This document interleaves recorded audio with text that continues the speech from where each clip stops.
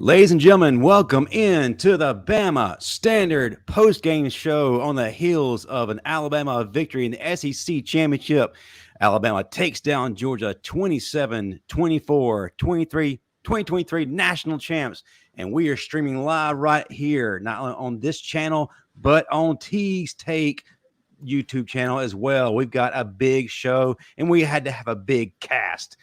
Before we do anything at all, hit that like button, hit that subscribe button, live chat. Yeah, you do your thing. If you're watching the replay, get in the comment section and show us some love. Like I said, we couldn't do this without an all-star panel, and they are here because of our sponsor, Workspace Solutions. If your business needs a digital presence or a full-fledged marketing team, go to workspacepros.com today and get things started. All right, to start things out, we couldn't do this without the undefeated, undisputed king of comedy and star of the show, Steve Brown. Hey, man, I'm glad to be here, man. Glad to be with such an all-star panel. Even though I am the star and people watch just for me, but I'm glad that you guys are here, and I'm sorry I'm late. I was celebrating in the streets. All of my neighbors are Georgia fans, and I had to run down the street butt naked screaming, "Oh, roll tide," and that's what I did. So now I'm back. Yeah. He showed George, him don't say nothing. George, don't do it. I'm gonna have you on your little one of your little clips. The thing, what does it say? How to say something without saying something, or whatever. Yeah. So we are not going to be short of any comedy tonight. Right next to him is a two-time SEC champion and two-time national champion and the U.S. heavyweight champion of the world. That is Chris Owens. You know. Whoa, showing the bling tonight. It seems like every week we have another set of fans crying. Every week. Man. People always crying. And we're going to open up a therapy line shortly after this episode. Next to him, or down below him, rather, he's a part of the Final Whistle on Tuesday nights. He is never short of anything to say. His name is Luscion. Welcome in, sir. You know, I heard all these Georgia fans with this narrative about this 29-0, 3 to go. Well, I'm pretty sure it's 29-1, and there might be done. Them girls got fun tonight, boys. Let's go roll tide, boys. Roll tide. All right, next to him is actually the star, or one of the stars of Teague's Take, and he just actually jumped out. So we're going to put him on pause, but we have a legend in the midst. He is the owner of the greatest play in Alabama history, the Strip. He's a 1992 SEC champion and national champion, and he's the star of Defending the Star, George Teague. Welcome in, sir. Hey, man, it's good to be here with y'all. And yeah, boy, I'm ready to shake all them haters off because my phone was blowing up with all kind of mess, and I got crickets from all them haters. I know. Hey, man, but you know what the thing is? I'm kind of disappointed because my favorite Teague left. There he is. My favorite Teague is back. There he is. My favorite Teague. The real Teague. That's it. And how fitting I appreciate that. How fitting it is to have George Teague, who was on the first SEC championship team, and this was the last one with the two divisions, so couldn't be more excited. All right, next to him is the star of the Final Whistle, Dan James.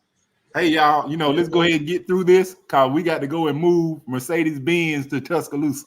You know what I'm saying? Got to move stadium to Tuscaloosa. You know what I'm saying? We got to put it in his real home. Yeah. Let's go. Last but not least, he is the co-host of Teague's Take, and according to Steve, the better Teague.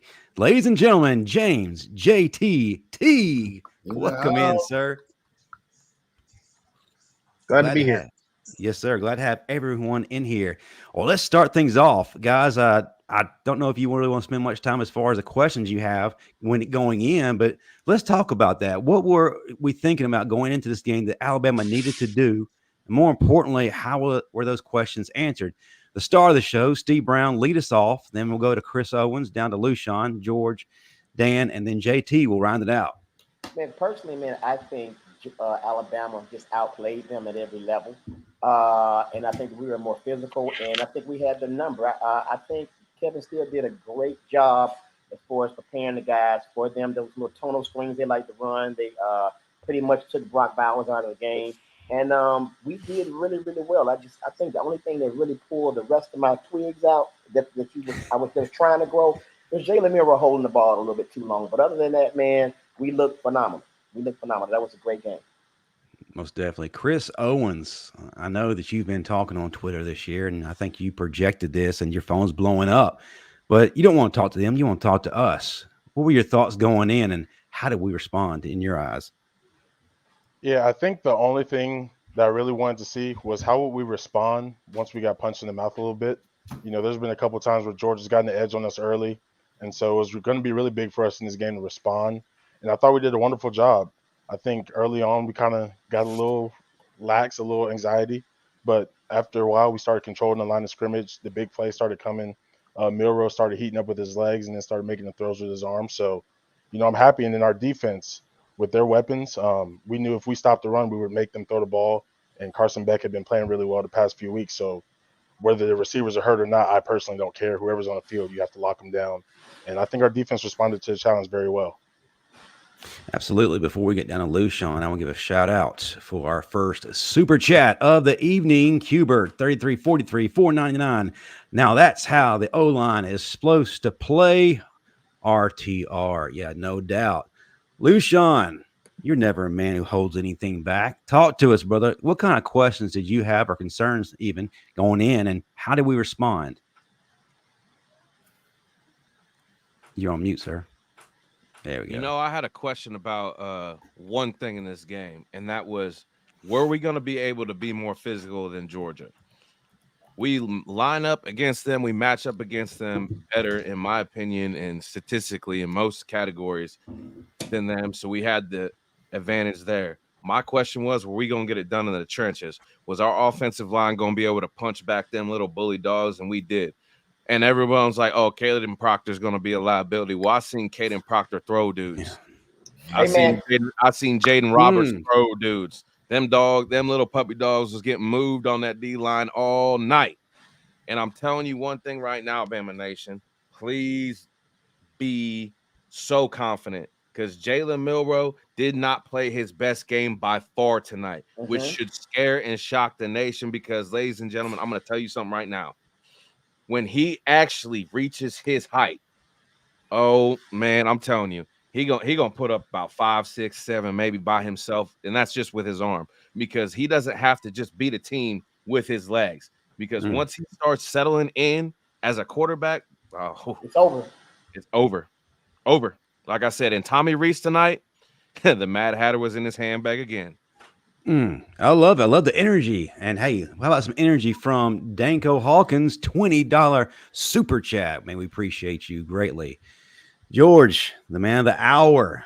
We talked a little bit before the game. I wanted to pick your brain a little bit to find out how exactly you take notes during the game. And you mentioned that you look at it through several different lenses: a former player, a coach, a fan, an analyst.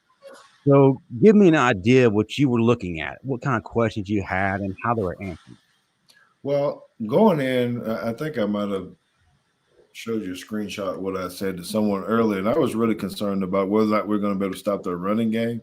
I felt the team that had the best running game was actually going to win the game, which did kind of hold true. I just didn't know how we were going to do it if we could actually stop them based upon what happened against Auburn. So holding them under 100 yards rushing and not having anybody even, barely tops 100. I don't know what their thing was. Final was two yards a carry or something. That's outstanding. And winning an explosive play battle. So when I do look at these sheets that I showed you later, there's a lot of stuff written on there that I'm putting down during the game.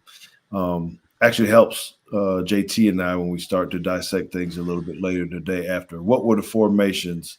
What did they see? And you know what I saw is we actually looked a whole lot more identical than I thought we would be. Unbalanced sets. They were running a lot of those. They actually were running exactly some of the same plays. Unbelievable. I was like, wait a minute. Who's in whose playbook? Because they're running the exact same plays. It just we executed those plays better, too, when you go look at it. So our execution was good. I am hyped, fellas. I am good to go. I don't know. I might pull a Steve Brown right when we get off this thing. No, don't do that. No, because you're I not. think I'm going out there on the street. Don't do it, Steve. Don't do it because you're not built like me. You're not built as sexy as me. Don't do it. That's why I need to do it because George, you don't have that crispy brown head either. They thought when they saw him, they thought it was a milk dud running down. A furry milk dud. No, hey, Don Parker, man, we greatly appreciate your $5. Can we all now agree that the committee is now irrelevant? Like, no cupcakes for Georgia tonight. We saw Alabama play murder ball tonight, and we'll get to the playoff talk a little bit later in the show, but we will tackle that. Dan James, let's hear from you, brother. What kind of questions did you have going in, or maybe even concerns, and how did we ultimately respond to it? Yes, my question going in, we talked about it Tuesday, was like, could we play mistake free? For the most part, we did that. We did a great job of not beating ourselves. Because I said, Georgia wasn't going to beat themselves. And another thing that I take away from the game, we were 3 drop balls away from this being a blowout. There was the drop by Benson, the drop interception by Amos, and the drop interception by Story. Those 3 drops, this game is completely out of hand. You know what I'm saying? So I think for the most part, we dominated the line of scrimmage on both sides of the ball. When have we ever seen Kirby get cute on short yardage? It's just crazy, man. So I think for the most part, we played a great game. Unfortunately, we didn't have a healthy Jaheim Otis. I think it would have been a much better game for us. But all in all, I think we played sound and we beat Georgia. Playing our ball. It's not Georgia ball. That is our ball. You know what I'm saying? So I got to say that I was quite impressed. Yeah, absolutely. And that's the thing. You mentioned a very key point right there. Georgia is used to people self-destructing. Georgia is used to having gifts being given to them. They're not used to being punched and then repeatedly punched. They are not used to Bama ball. And my question going into the game for them really was, what would happen to them if they came up face-to-face with that, nowhere to go, they're in quicksand? Did they respond? I felt better about us going in because we've dealt with adversity all year long. Jalen Milroe was in quicksand from the first half of this season. He climbed out of it, and now he's arguably the best player on the team. Right. A hero, a guy who's going to be on Daniel Moore print coming up soon. Georgia didn't have all that. They really had the easiest schedule. Just call it what it is. So they didn't have to face adversity. And I think that was really ultimately what their undoing was. But JT, let's hear from you. Let's hear. You're usually analytical. And what kind of questions you have going in? You actually picked the Dogs to win. Y'all be careful. Don't go after him. What? But he picked the Dogs to win by 4. But what? He what? He's objective. Hold on. Explain. Justin, you're gonna have to sit down on this one because Steve gonna have to get this dude. I thought maybe George would have did it, but not my favorite team. Come on, JT, man. We'll see here. Look. The difference redeem is yourself, JT, because Dan's got his baby powder out. Yeah. The difference is I usually look at things very objectively. See, the rest of y'all, everybody they got all your Alabama gear on. That's fine. I'm an Alabama fan too, but we hadn't played our best ball all year, and we still haven't. Mm-hmm. And it's not that I thought that we couldn't beat Georgia. I thought they wouldn't beat Georgia. There's a difference. There's a difference between who is going to actually show up off the bus. So that the questions that I had going in was, could we actually run the ball? Check. And could we keep the quarterback upright? Check. And I was worried that those 2 things might not happen. Thankfully, I was wrong about that because our offensive line stepped up and they played well. And some of the things that probably should have worried me, like Kool-Aid going down, didn't bother me at all because, another hot take. I don't think Kool-Aid is the best corner on our team. Oh my God! That's not a hot take. That's not a hot take, JT. Everybody on this panel can healthily agree. Terrion Arnold is our best corner. I've been saying that. It's been said on the Bama Standard and the Final Whistle. It's been echoed. We riding with the ghost. I'm about to get naked again. Listen, man, I've been saying Don't do that. Year Welcome long. to our Let me tell you OnlyFans something, man. stream. And honestly, JT, can you agree with this? Not till 9 o'clock. Kool-Aid has been playing all year to not get hurt. And when you play not to get hurt and you don't really play physical, you get hurt.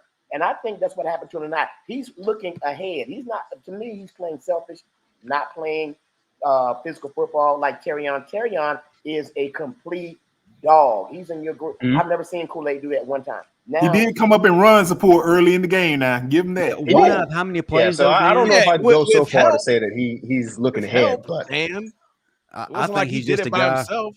I think he's just a guy who was hanging out in the parking lot and he saw a group of guys and decided to walk on the field. Hey, this looks like a cool place to hang out, because he doesn't really look dialed into any game, no matter the magnitude of any game. But Terrion on the other side, he's a difference maker, and he is going to put whoever is in front of him in the dirt. It doesn't matter if you're 5'6" or you're 6'5". He's going after you. That man went head to head with Brock Bowers and said, damn it, you're going down. And I don't care what it takes or what I break in my body to get your ass down. It's going to happen. Kool-Aid, honestly, can you say that he has that kind of drive? No. You just got a crazy promo just now. You like that? I don't know that I can speak to Terrion's, or not Terrion, Kool-Aid's mindset. But what I will say is I think Kool-Aid is the more talented corner. Talented, yes. Just raw talent. Kool-Aid is the more talented corner, but Terrion is way more technical. His footwork is better. His hands are better. His eyes are better. Those kind of things, I think, elevate you as a football player. But I mean, it's just, I'm trying to think of a sports comparison, you know, like a Michael Jordan and LeBron. Like LeBron, whoever you think the GOAT is between those two, LeBron's a better athlete, regardless. Okay, now after you said that, but to what you just said, Steve, pause. Steve, what? After you just said that, I don't like you or your daddy. Where your uncle? Where's Langham at? But to what he just said, if you're saying Kool-Aid is the better natural athlete, they both came in as true basketball players, right? So you would think since Kool-Aid got the first experience, he would be the better corner. But in phase, Terrion Arnold's played multiple positions in the secondary. Kool-Aid's only been a corner. Terrion's played star. He started as a safety, and now he's our starting corner. So technically, Terrion Arnold is not only the better athlete, he's the better technician because he's perfected 3 different positions. So, hold on. So I would say, I think we're like trying to say, would you say that Deion Sanders, I was a better athlete than Deion Sanders or something like that? Yes, no. I would. You were. I would. No, I definitely would. On that comparison, you can't do that. I played safety. I played nickel. I played corner. That's more athletic than somebody that changed can just play one carburetors. position, though. To me, and play guardian of the star. You know, right? If you could be a defender and play multiple positions, you're a better asset to a defense than somebody that can just lock down one area. To me, hey man, you know what? I would just say this: Kool-Aid, he got the hype, the preseason hype, all that. But honestly, the eye test tells me that Terrion plays a lot harder. That's the just what it stats is. do. Yeah, he plays a lot harder, man. I agree. Kool-Aid got the edge because his name is Kool-Aid. Yeah. You want to be Terrion or you want to be Kool-Aid? No, honestly, Terrion is a scarier name. His name is Terry On. Like, come on. Man. Terry On. No, he Kelly. he Kelly's like got some to add Flavor here. Kelly Arnold is absolutely can't talk. I'm so excited about this conversation. She says Arnold is absolutely more gritty and has more heart than Kool-Aid. Yep. Okay. Kool-Aid been playing like what you call that? Then the cheap version of Kool-Aid, Flavor Aid. That's like Jungle Juice. He ain't been playing poorly now. Now, listen. If Kool-Aid was him, he would have had 3 interceptions by now. Listen. All right, guys, we're getting in the weeds. He's still the top rated or second rated corner on Pro Football Focus. So, you know, we can say that, but we still glad to have him as our other corner. It could have been a lot worse. Could have been. The guy that Absolutely. came in after him when he got hurt, he did a great job too. Now, Yes. y'all gonna talk Honestly, about I felt like we elevated our level. Go ahead, I was George. scared, man, when he came in a little bit. Like JT was saying, he might not have been as scared. I'm just nervous anytime you have a backup come in. Right. The backup And you did know they're better. gonna But- go But at he him. did well against LSU though, Yeah. and they He- had better receivers. And he's a Yeah. backup with wealth of experience too. This isn't just Right. some kid, coming off the bus, cutting his teeth on this game right here. So I was actually confident what I was going to say. I felt like our level of play actually went up a little bit when he came in. Yep. I wanted him in the game like earlier. That's the formation I wanted with Malachi Moore and Downs back deep with Amos, and then you put Yeah, we Terry had on the 3 good star. ones now. Yeah. That's lethal. You ain't getting nothing on that. I'm Right. sorry. Okay. Hey Justin, Yeah. I want to say one thing, and people are not really giving this kid credit. Jalen Milroe did a good job. Everybody did a great job, but man, I'm still on the Proctor train. That guy's Yes. really grown, man. That He's kid grown, is really yeah. grown. He did Yeah. not allow a sack. He did his thing, man. That kid Right. did his thing. So yeah. Hey, did y'all see the play where we put Pritchard in and he got blowed up on the little run? We I took him back out. I didn't have my glasses on. All right. Well, let's talk Oh about. my goodness. Let's move to our next subject. I want to talk about the plays that really changed the trajectory of the game. And we had a couple here and there, and we also were on the wrong end of it because it allowed Georgia to kind of creep back in. And like I said, Georgia makes their living off of people self-destructing. We got close, but we're Bama, and we don't do that. But Steve, let's start with you. What was a play, or maybe more than one play, do you felt like really shifted things for Alabama in this game? I think again, Milroe holding the ball too long. I think he's going through his progressions a little slow at times, and I think it also has something to do with the play calling. It seems like when I was kind of watching it seems like every receiver went out down the seam just for a long ball. No check downs or anything. And he's just sitting there holding the ball. And when they sacked him, it kind of changed the momentum of the game. And then after they sacked him, we punted. Which was a bad punt, and the guy almost ran it back. It was like, here we go. So we just got to clean that up, and I think we'll be fine. All right. Well, I guess in a positive light, what do you felt like really shifted things? Because Georgia seemed to be in control early, and we just looked like a team. Let's call it what it is. The first few series that had never been there before, but things kind of calmed down. What was the ultimate game changer for you? For me? Yes. Oh, I wasn't really worried at first because it seems like to me Kevin Steele, he likes to kind of find out what you're running, and then he locks it down because after that, when they got the ball from then on, they really couldn't move the ball. He just made his adjustments and did what he did. So the defense looked really, really good. Of course we had a couple of blowups at times, but consistently we were really good. Okay. I like that. I like that. Spoken by the star, y'all. That means y'all need to write that down. Before we get to Chris Owens, we got JD Long here with a super chat, $1.99. Kool-Aid better. They don't throw on Kool-Aid's side. Well, we appreciate that $1.99, JD. Rather than go down that rabbit hole again, we're going to have to divert that to an episode next week.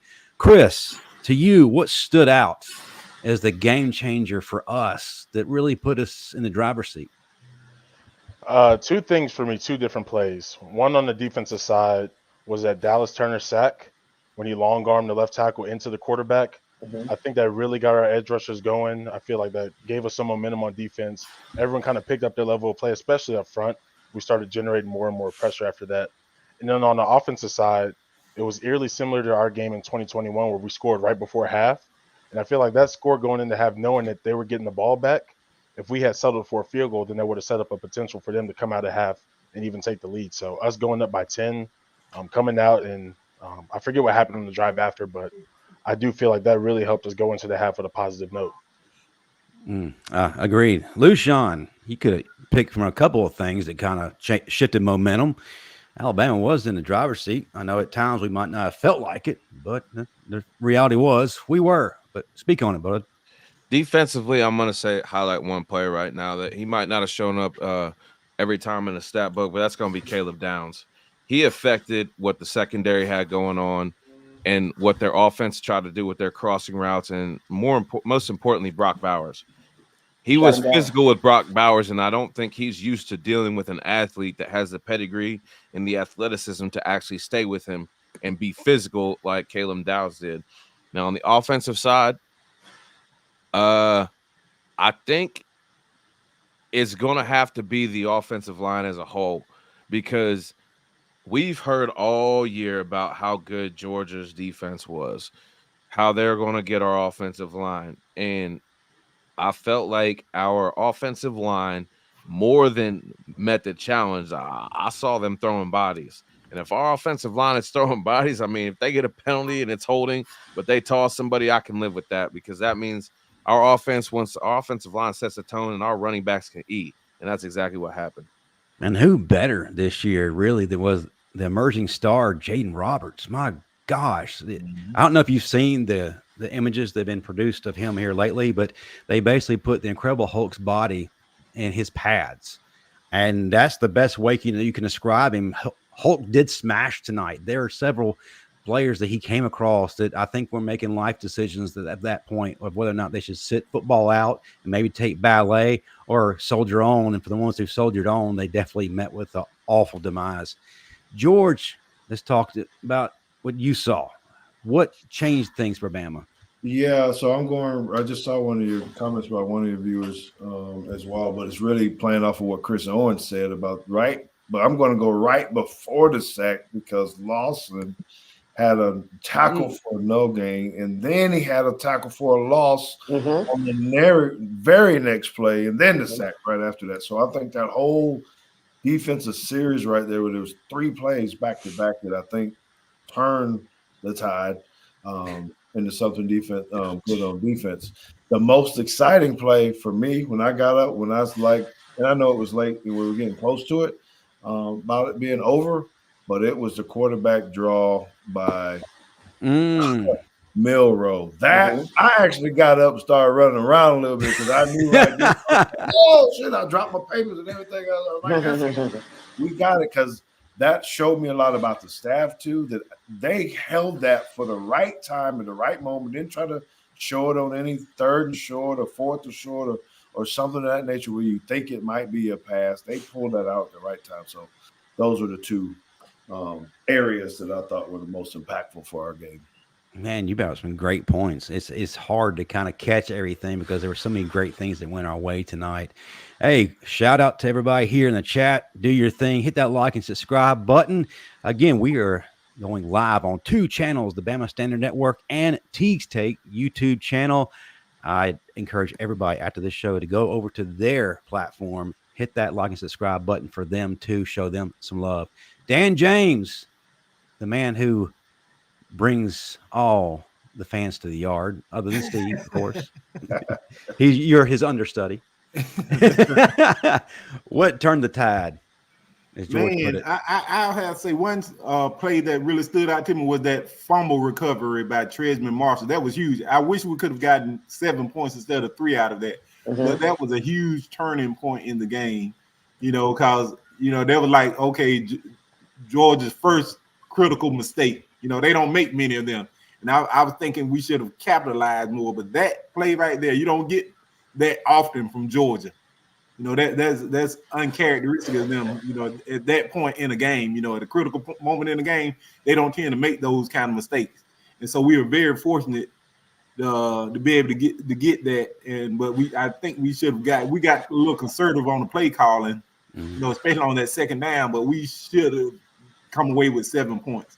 And another thing I just want to say, it ain't got nothing to do with it, but I was so sick of Gary Danielson mentioning Kirby Smart's name the whole entire game. Like the GOAT wasn't on the sideline.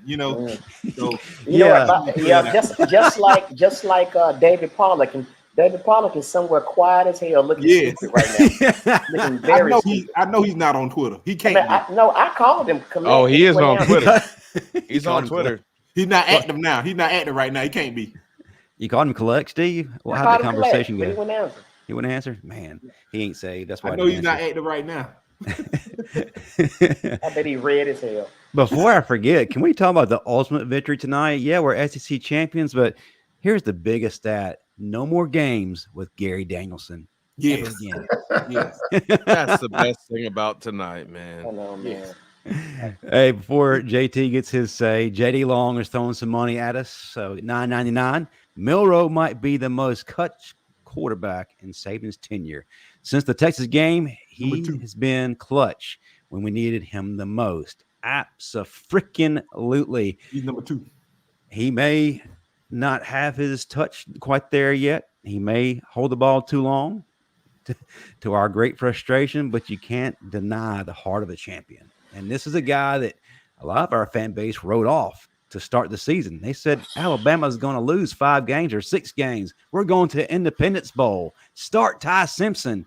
Well, I don't want to go down that rabbit hole, but those who said those things, you know who you are. And it's funny, we hadn't been hearing from you here as of late, but I'm sure we'll see you at Walmart when he's signing autographs. JT, talk to us. What changed momentum for Bama? So I think if we're looking for specific things, I really think it's the missed field goal. When Georgia went down there and knocked one off the upright, I think it was definitely I don't want to say a momentum shifter, but emotional swings from Georgia's sideline being like, yo, what is happening? We're missing field goals now, to Bama feeling like they made a big stop, which they did. So I think that was one. But one of the pieces of the game that I like to focus on is that middle 8, the last 4 minutes of the second half and the first 4 minutes, or the last 4 minutes of the first half and the first 4 minutes of the second half, especially when the team is about to end the half with the ball and then start the half with the ball again. Georgia had 3 real possessions in the first half. They ended the half with the ball, but they only had 2 plays. I believe it was 48 seconds left or something like that. But to give up the touchdown, then to follow it up with 2 punts, or a punt and then a missed field goal, I think that had already put Georgia on the back foot. I know there's still a whole half to play and all that kind of stuff, but that is something I think that was different for them, because I feel like when they came out of halftime, they felt like they had to press a little bit, because they thought, man, if the game is going this quick and we're only going to get the ball 3 more times and we're down 10, it's getting tight already, even though there's still 30 minutes left in the ball game. So I really think those last 2 possessions, not counting the one that Georgia actually ended the ball with, were huge, because they go into halftime feeling like this is the situation from the outside looks the same, but the feeling is actually different here. This is going in like, oh, we can actually get beat now. And then the other thing, I can't remember who said it now. We've had a lot of people go, but Caleb Downs being able to not necessarily just be versatile and play everywhere, whether he's deep or up, but one of the big things that I am very conscious of, being a defense coordinator myself, is safeties being able to help in the run fit. And even things as far as it's 3rd and goal and he's making a stop in the box in B gap to not give up 6 inches is huge. And those kind of things don't show up in the stat sheet. Those are things that you go back and film and you say, he played a great game, even though he may not have very many tackles, or he may not have very many PBUs or turnover or anything. He's where he's supposed to be. He's either turning the ball back in or he's spilling it out to a linebacker. Those things are huge. And when you can get play from your DBs like that to help your linebackers, I think that's one of the best ways, especially when you're running a too high defense like that, to mitigate run game.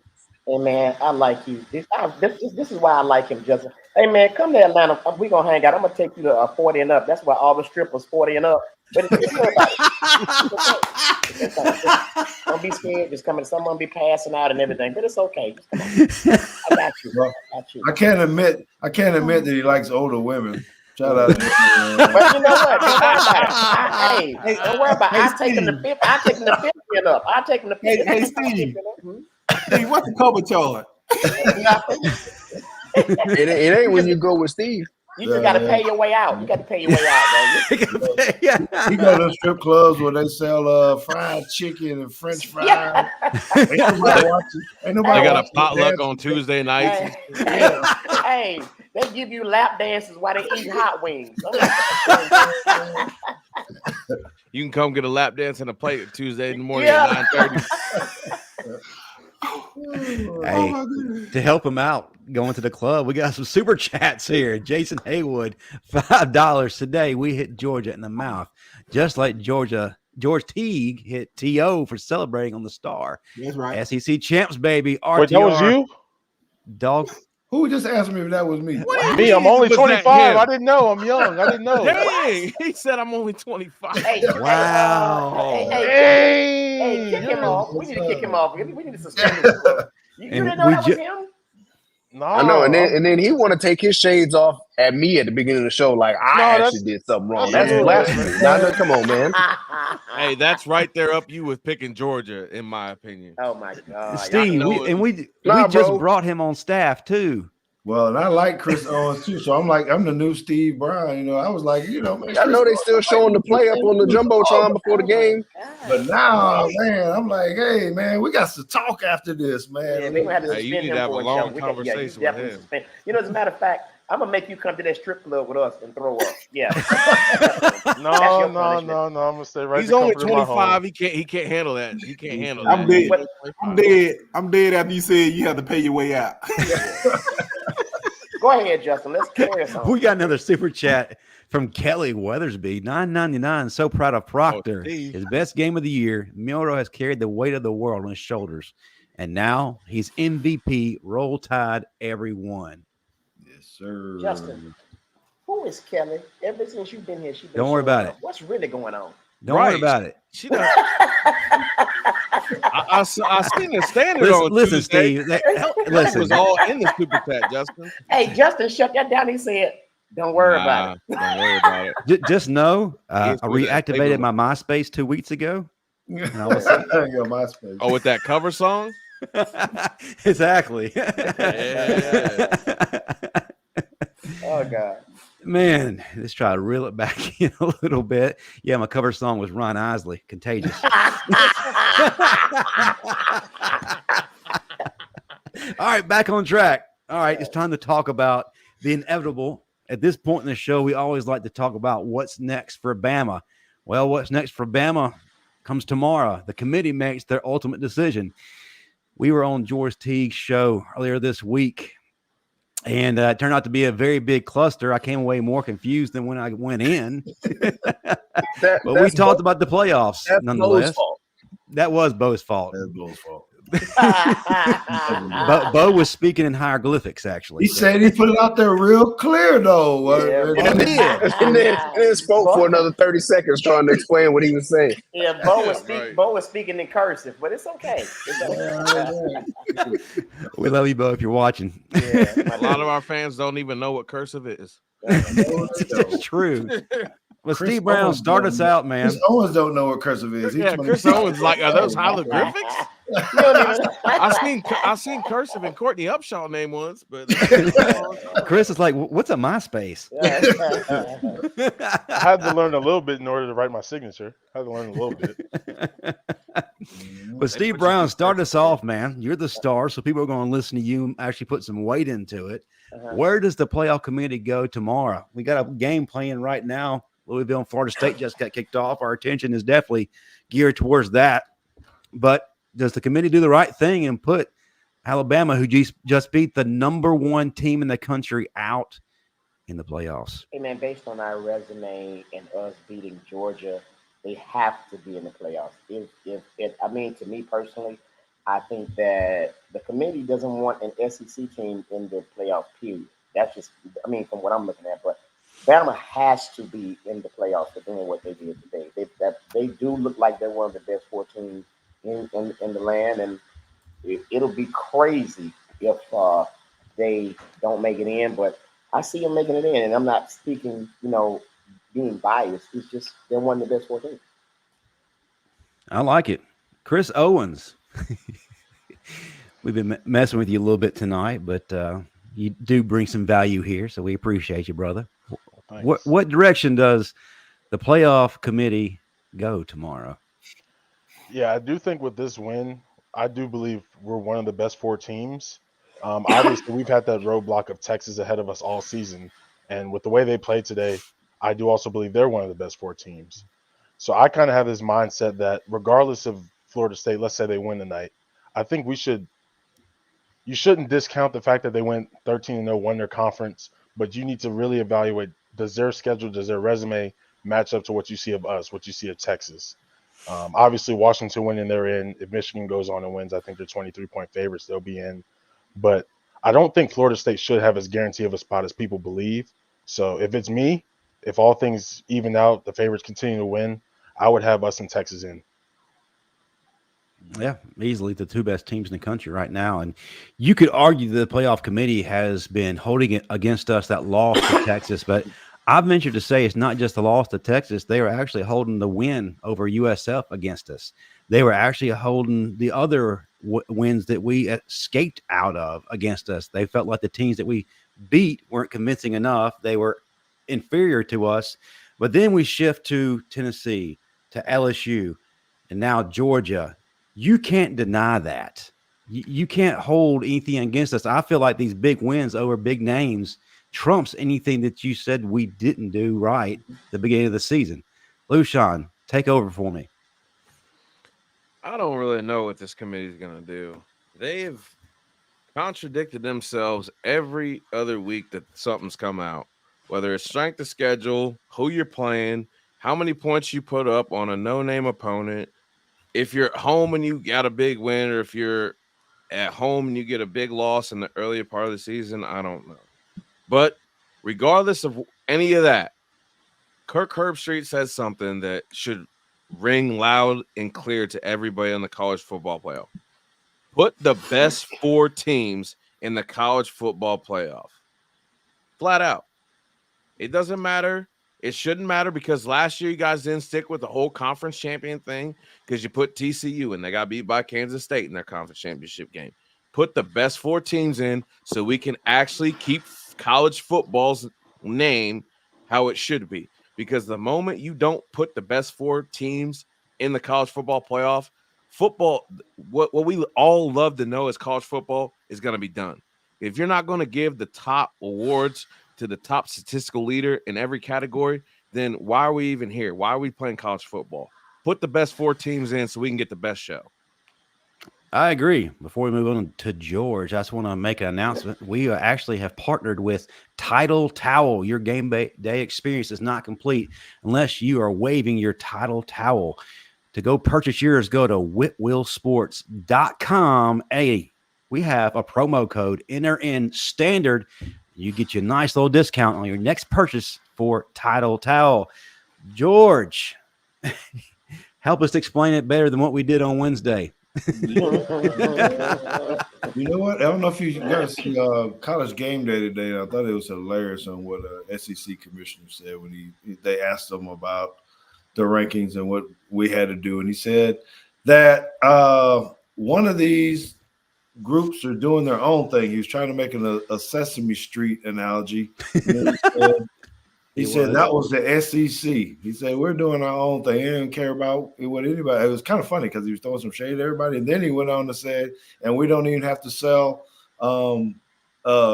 signals to other people. So he took a shot at Michigan as well at the same time. I thought, oh, God, man, what is going on? It just made me think about that, because what came up was what Luscion was talking about as well, putting in the right people. So I actually feel that the top 4 teams, in my opinion, yes, are us. We should, based upon who we've won, what we've done, how we've played. We had some bad ones, like you said, Justin. Not USF, that's a bad one. But since then, we've done extremely well and gotten better every week. I agree with Chris, too, that Texas, what they did today, they were trying to make a statement to do it. I think, the way they played us. I see you, Steve. George.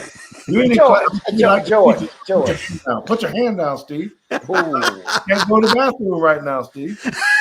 Did they even bring their defense? They didn't even bring their defense. You ask them. Oklahoma You're State didn't asking the bring their top defense. four. We're asking the top four because I think they're better than Florida State, right? As well, as are we. Michigan. Well, I think we're better than all of them, right? I think once we get in, that we win. But the rest, I think Michigan is in there, and I think Washington is in there. So I would take Washington, Michigan, Texas, and us, regardless if Florida State wins tonight or not. Honestly, just because I think we're better. It ain't got nothing to do with them playing with a third-string quarterback, Florida State, and all that. But I think it can make it easy for the committee if they go ahead and lose tonight. I think we go in at either number 3, since we're the conference champion in the SEC over Texas at 4. But if we get in at 3 or 4, it don't matter. I think we win the next round and we're in the national championship. Hey, George, but did Oklahoma State even bring their defense? Did they even get off the bus? Steve, actually, I want to address that. We live in a weird society now. Don't you agree? You see, what happened was they couldn't tackle him because they didn't obtain consent from Texas. No, but you know, when you look at the play, I don't know if you really watched it. They had a lot of creative plays. They did. Stark beat them. Trickery. Come on. I mean, he threw everything. You got defensive ends, catching touchdowns. The defense wasn't there. But the tackling was atrocious. They were hitting them behind the line of scrimmage. They got punked. I will give you that. But I think that is what is also saying why Texas, regardless, they destroyed physically and every other piece of the 18th ranked team in the country. It wasn't that close at all. They could have beat them. They could have hung 70 on them, I think. Now that you said they got punked, that reminds me of what happened to me in the club last night. I just left. Was it a girl that punked you, or was it that other dude? Young dudes with their pants sagging. I just went on and left.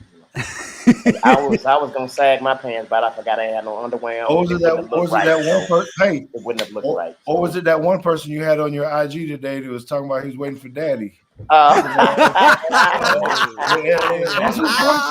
on, man. Stay on my IG, dude. Stay on my IG.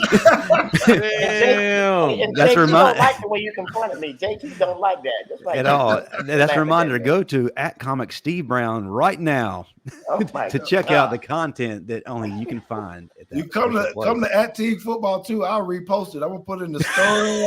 I'm gonna put everything on there so you know exactly what to find. Get your daddy. Get him. Real quick, we got a super chat. Dustin Thweet, $4.99. It's all a conspiracy. They want a good ending to the Pac-12, 30 for 30. That's why they kept Oregon just outside the top 4. Dan, we hadn't heard from you in quite some time, and you're all knowing, right? Where does the committee lean tomorrow? And then we'll get to JT to wrap this up. Not only am I going to give you the 4 teams, I'm going to give you the what? Wow. Who cares? Just make that cord. That Boost Mobile internet got him again. I think he was about to say crabs and got censored. I don't know. Yeah. Got hit with a violation midstream, like.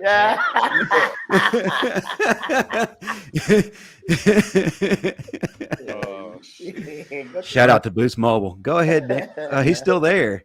Man, he's so frozen. He like them Georgia fans on that one pass to Burton. Yeah. Hey, as a tribute to him, everybody just freeze real quick.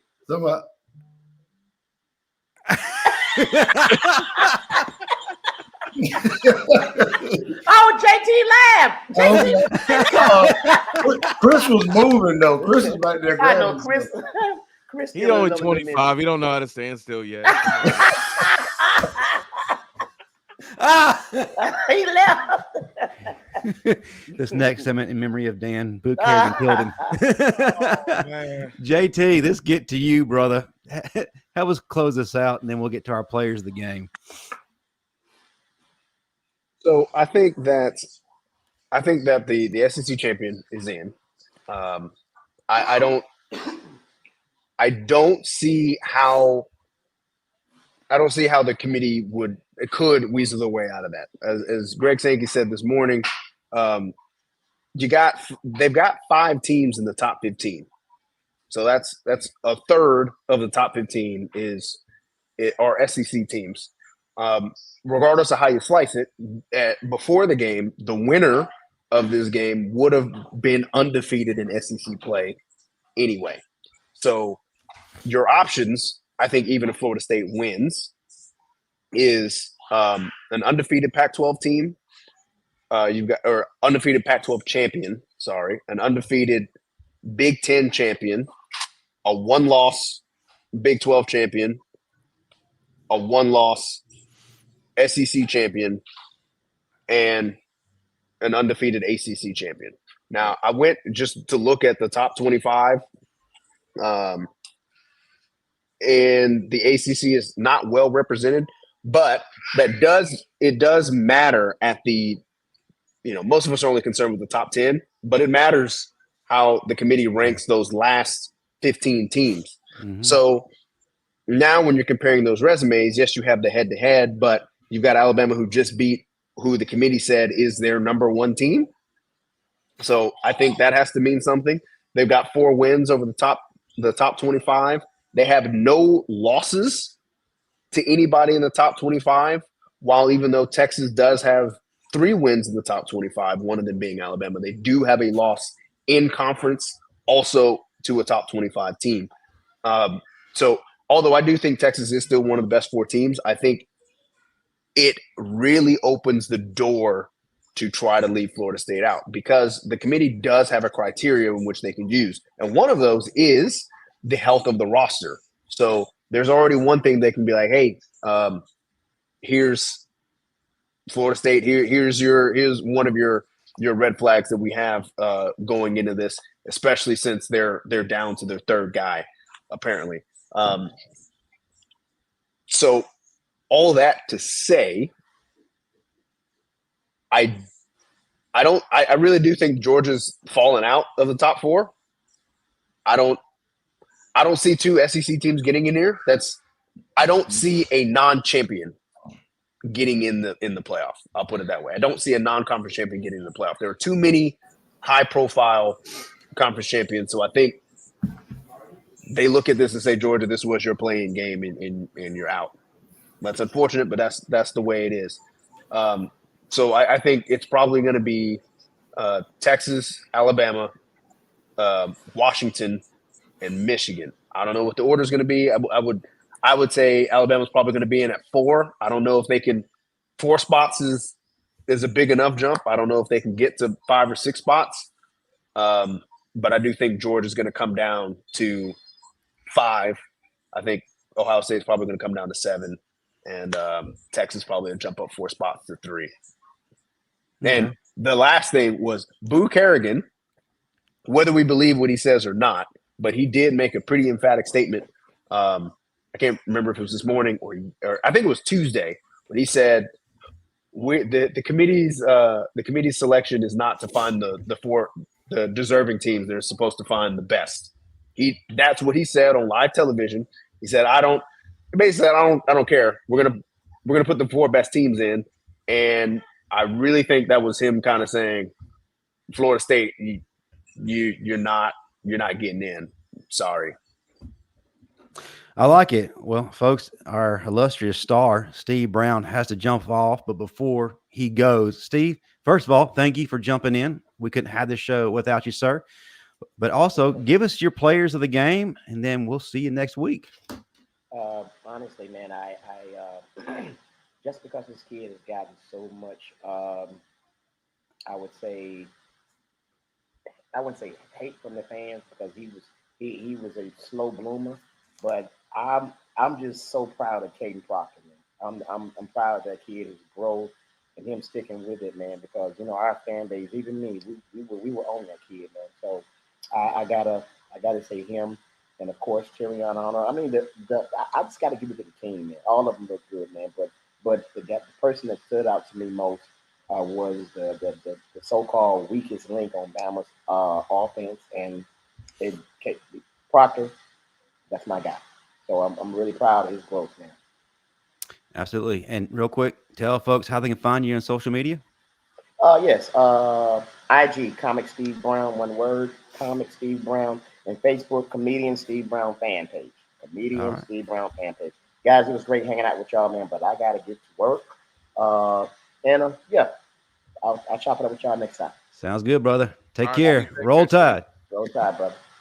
And also dropping off is going to be JT. We greatly appreciate you coming on, sir, and having fun with us and helping us celebrate Thank and you. break it down. Before you head out, talk to us about Teague's Take, and then also where folks can find you when you're actually on social media from time to time. If I'm on social media, it's on Twitter because I refuse to call it X. So the platform formerly known as Twitter, I guess, at BamaJ13. I don't tweet, so if you want to follow me, that's fine, but don't look for anything from me. You can also find me at Teague's Take on Wednesdays with George. I'm the producer over there, so if technical problems arise, it's George's fault, not mine. I just try to help him work through it. And I also do post every week the computer model for the teams on teagstake.com/blog/rankings.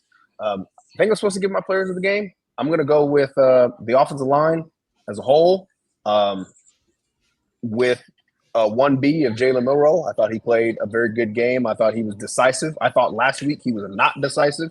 I think this week he was very decisive, but he had the time to do it with the offensive line play this week. And on defense, I'm going to go with Caleb Downs.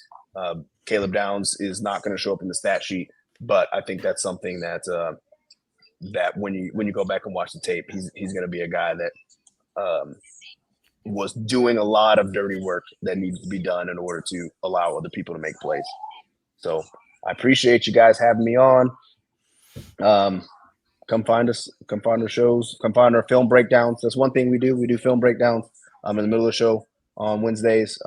And then we also try to upload 2 more videos doing film breakdowns after that. So Man, we greatly appreciate you, brother. Have a great night. Roll Tide. We see you next week on Teague's Take. Sure. yes, sir. Thank you. Yes, sir. Hey, and I'll remind everybody right now, we are simulcasting not only on the Bama Standard Network, but also Teague's Take YouTube channel after the show. Go over there, show them some love, give us a subscribe and give it like and follows and all that great stuff. We definitely would appreciate if you show them the proper love that you show us. Okay, now there are 4 remaining 4 horsemen to give their players of the game. And then we're going to close things out. Chris, start it out. And then we'll go to Luscion and George. We'll round it out. So for offense, I think I'm going to go Jam Miller. I think the attitude that he brought running the ball, he had the touchdown catch out of the backfield, but his attitude he brought running the ball combined with the way our offensive line playing, it really created that really physical mentality that our offense has been building on throughout the year. And so to have that in the most important game, set the tone. When we wanted to run the ball, we could. In my opinion, I feel like we could do anything we wanted to do this game if we didn't get in our own way. So I'm going to go with Jam on offense. And on defense, I'm going to go with Trey Amos. I think him stepping up and then immediately testing him in the red zone in a spot where we really needed to get a stop, and for his consistent play throughout the duration of that game, that was really big for us because we don't know the status update of Kool-Aid yet. Well, at least I don't. They may have put it out. But, for him to step in like that, that really gives him some confidence for if we do need him down the line to play. Absolutely. I like those picks. Luscion. I got 2 offensive players of the game, and I'm going to take a page from Chris's book, and I'm going to put our offensive player of the game were both of our guards this game. Jaden Roberts and Booker were just absolute maniacs. They handled what Georgia had in the middle, and at the same time, they tossed a lot of them boys in the middle. So that allowed for our offense to do what we needed to do at the proper time. So that's why they're my offensive players of the game. Defensively, I'm going to go with my man Caleb Downs because, like I said earlier, he turned Brock Bowers. I'm not going to say he didn't eliminate Brock Bowers, but he made Brock Bowers' life very difficult. He created plays in the running game, opportunities for other people to make plays, turn the ball back in, did his job. So that's why he gets my defense player of the game. All right. I like that. George, who did you see that made a difference in your life? Before I say that, since JT's not on here anymore, sometimes I have to do the podcast by myself and I become the producer. It's still JT's fault if things don't work right. I'm glad you addressed that. I love how he threw shade earlier. I don't shy away from it. That's not. I stay in my lane when I'm supposed to be doing something else. When y'all put me on the limb and just like y'all had me today doing all kind of stuff I ain't supposed to be doing. But anyway, so you know what? It's amazing when you hear about all the good things that are happening in a tough game like this. There are some negatives and all that. I got it. But so many guys stepped up. So it makes it hard for this to be talked about. But for me, my players of the game on offense, I actually want to go with Isaiah Bond just because he had to step up at the right time. Burton was making plays, had some, big touchdowns. You talk about the running backs getting it. But when it came crucial in the second half, he was getting the ball. And making plays and doing that. So that was pretty awesome to see because then you got to worry about it when you start looking at film as a coach next time. Oh, we thought it was only this guy, but no. Okay, and then on defense, I want to same kind of thing, but I want to talk about two people for two different reasons, but maybe just one. And Terrion Arnold and Malaki Moore. I'm throwing Malaki Moore in there because they had to do things with safeties to be able to help stop the run. We were very good up front, but if you notice in the second half too, we started changing up what we do on defense, putting 8 guys in the box and challenging our DBs to play man-to-man a lot more than usual. And when we didn't, we were getting gashed, right? And you saw a lot of holes when we were out there playing zone. So I like Terrion Arnold. Physical play as a corner coming up, getting involved, putting his body on the line, totally awesome. Lift it up and to make guys around him better. So that's it for me. Awesome. I won't go into a long story. I'm going to do what's right. Let's give it to Jalen Milroe. Like I said, he has endured a lot of criticism, downright crucified at times, only to rise the hero. He wasn't perfect today, but he was perfect when he needed to be, and he completed things. The story's not over yet. Hopefully we got 2 more games to go. But for now, he is the champion in my eyes. Defensively, there's so many people we could go with here. But Terrion, I mentioned earlier, he comes up at big moments, and he's not afraid who's in front of him. He's going to take him down. He's going to challenge him and not apologize for it. So that's who I got.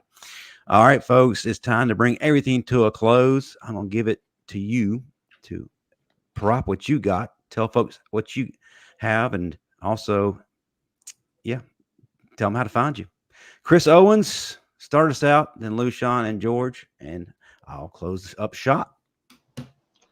Yeah, so I'm not really on social media much, but you guys can add me on PlayStation Network at BG Chris Owens. I play Fortnite, a little bit of Call of Duty. Might play Minecraft, Roblox a little bit. So, yeah, that's where I am usually. I like it. Luscion, you got a couple of things that you're involved in, one of which is on Tuesday nights. Yes, sir. You can find me on Tuesday nights on the Final Whistle, the second show on the Bama Standard at 8 p.m. Central, 9 p.m. Eastern on Tuesday nights, the Final Whistle, where we getting everything Alabama content in. And you can find me on Twitter at Rolush21. And stay tuned for the future because we got something big coming for you guys. I like it. George, we talked about it a little bit before, but you got some things that people need to pay attention to. Tell them about it. Yeah, so obviously, we would appreciate if you guys would get on over to the Teague's Take YouTube page and give us a follow, subscribe there. But I am active on Twitter and on IG. I have a lot of fun, and I do have my opinions about stuff. I keep stuff positive most of the time, but I am at Teague Football on Twitter and Instagram. All right. So I have a lot of fun doing that. We do have Teague's Take page as well that we post on about the shows, but I'm so active with a lot of stuff, right? And so that's my only last little plug I ever got, particularly if you like professional stuff and the Dallas Cowboys and stuff, go to DallasCowboys.com, search Flashback. We actually showed a TV show live on Monday nights on Bally Southwest, where I get to do a lot of the same stuff that we do on Teague's Take in the second half, where I'm actually breaking down plays, drawing them up, talking about what's good, what's bad, and how to do it. So on Wednesday nights on Teague's Take, we're doing the plays about Alabama. On Monday nights, I actually do the Cowboy plays on television, so you get to see that, and it's pretty cool because I get to watch Cowboys every single week and get to do this right here. Chart everything, find out what plays are good and what's not, and then try to teach on why it actually worked. So I appreciate you giving us the support there as well. You can also find them in a place you probably wouldn't think about. If you go to the Peacock app and look up in the WWE section, old episodes of Monday Nitro, WCW Monday Night Nitro, you can find him side by side, Hulk Hogan, as a member of the NWO. That's right. That's right. I never going to let you forget that, man. That was so awesome, bud. Well, I came off the ropes like this, baby. Yeah, that's why I didn't do it right. My back. That's why my back started hurting right there. I signed a waiver with the Cowboys right after that. So you're supposed to stomp your foot, George. Great show, gentlemen. I greatly appreciate everybody who was on with us on the panel. All-star cast for an all-star show. Thank you to everybody in the chat. Thank you for all the donations. We couldn't do it without you.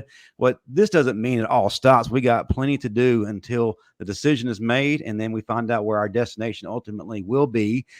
Catch us on all of our shows on this great network. On Tuesday night, 6 p.m. Central, 7 p.m. Eastern, the Bama Standard. And then the same night, 8 p.m. Central, 9 p.m. Eastern, the Final Whistle. Wednesday night, hey, we still got some legends doing legend things here on this network.